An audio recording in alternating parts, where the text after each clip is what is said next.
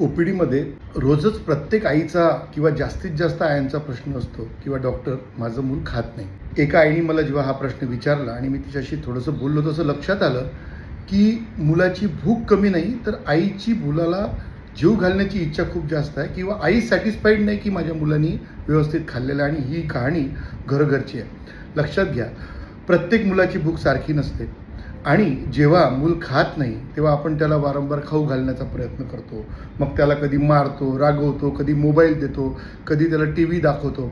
तो खाल्ला पाहिजे म्हणून सगळं करायला आई तयार असते आणि म्हणून मग तो मुलगा नैसर्गिकरित्या भूक ओळखणंच विसरून जातो. त्याला कळतच नाही भूक कधी लागायची आणि मग त्या जेवणाबद्दल त्याच्या मनामध्ये भीती निर्माण होते.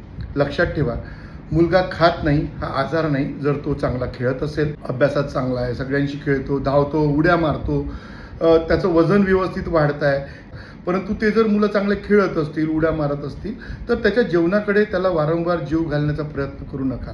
विज्ञान काय सांगतं की मुलाला जीव घालणं हे तुमच्या हाती आहे, पण भूक लागणं हे तुमच्या हातात नाही. त्याला तुम्ही जीव घालू शकता, जेवणाच्या वेळा ठरवू शकता, त्याला काय खाऊ घालायचं हे तुम्ही ठरवू शकता, पण त्यांनी केव्हा खाल्लं पाहिजे आणि किती खाल्लं पाहिजे हे तुम्ही ठरवू शकत नाही.